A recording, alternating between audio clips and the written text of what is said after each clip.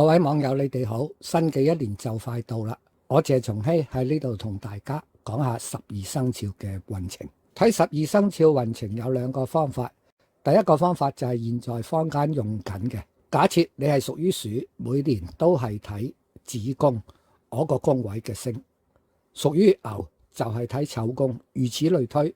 屬於虎嘅就係人宮，屬於兔嘅就係卯宮。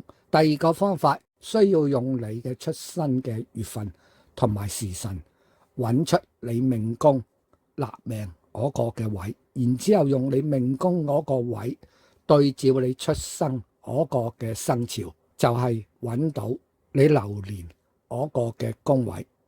咁呢個流年嘅宮位每年都唔同嘅，係會逆時針每年跳一格。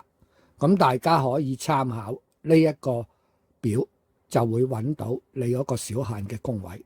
呢個方法係準好多嘅。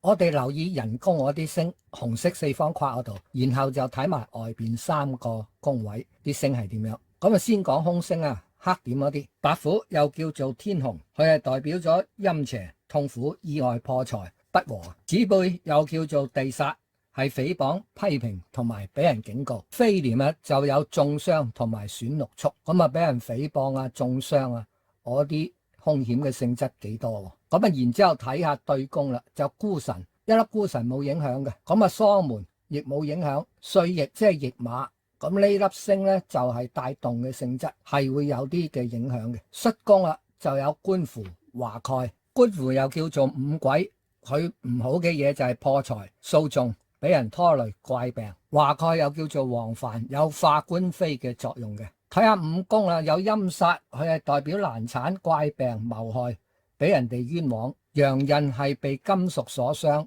歲見又叫做歲駕，其實就係成日聽到嗰個叫做太歲星。我哋睇下有冇吉星嚟同佢化到。今年嗰啲空星所代表唔好嘅嘢範圍係幾闊嘅。吉星就係得粒福星啦，對面就有粒文昌。戌宮就有個三台，咁呢啲星都唔係化凶險嘅星嚟嘅。咁啊，福星係可以減低一下啲凶險啊。自己嗰個宮位白虎所代表唔好嘅嘢係會受到五宮嗰粒陰煞嘅影響，咁同時陽刃亦都會產生意外嗰個嘅性質，加強白虎。陰煞亦都加強咗子背俾人哋誹謗嗰啲性質嘅。飛廉所產生嘅中傷亦都會受到陰煞呢粒星加強。今年幫助你最大嗰粒星咧，就反而係粒華蓋星。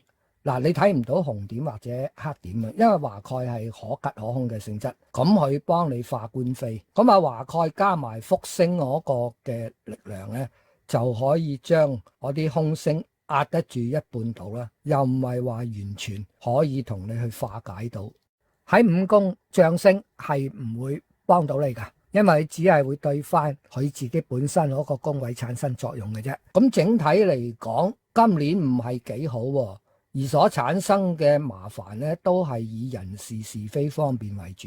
喺健康方面嚟講，就主要係以意外為主要嘅。咁我哋拆開佢嚟講解。今年小限入人宮，或者而家啲人稱佢俏虎出世年份嘅朋友，你今年整體嚟講係好差嘅。健康方面就睇唔到一啲有力嘅吉星同你去化解，相反地，空星嘅力量就相當之強，所以健康一定要注意嘅。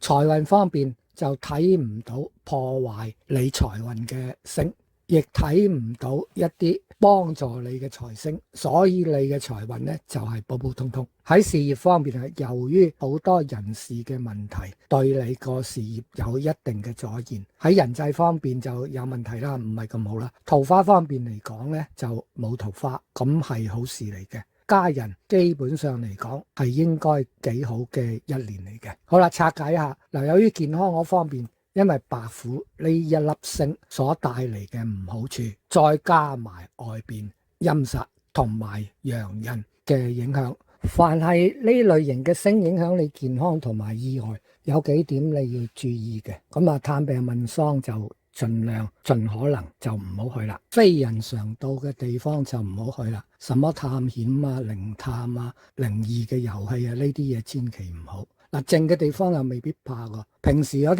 街嘅道路，平時你出入大廈嗰啲公共嘅地方，呢度係供俾人愛嚟行㗎嘛。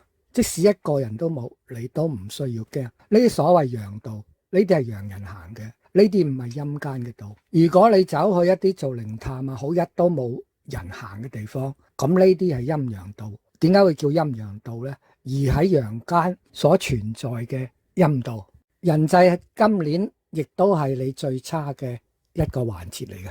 咁啊，人際方面就似乎幾難搞，因為呢一啲就係有心人去裝一個無心人嘅，咁樣就係非常之麻煩嘅。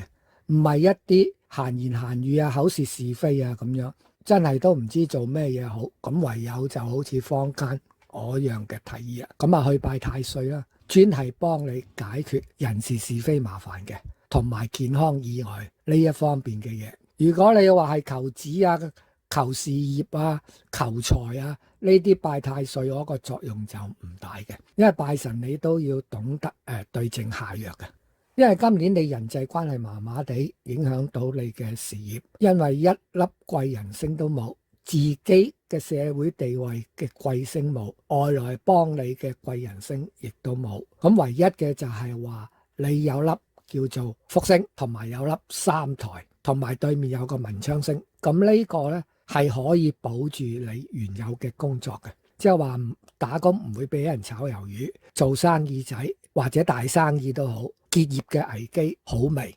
咁啊財運啦，咁你正財方面可以保得住嘅，一啲常行嘅收入係冇問題嘅，偏財橫財睇升就係一定冇噶啦。咁反而呢，就有一啲破財嘅星，咁呢啲破財星需唔需要擔心呢？會唔會有大嘅財物嘅損失？呢個係唔會，咁呢個係屬於開支失咗預算嘅性質。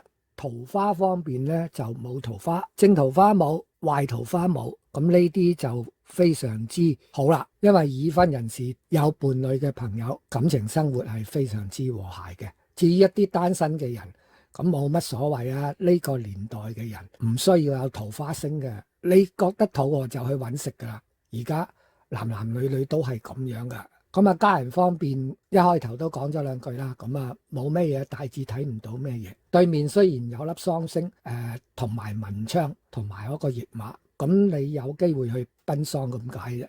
咁呢啲奔喪係一啲遠房親戚啊，係一啲朋友嘅親戚，係人生嘅一啲常態嚟嘅。我都唔使同大家講太多。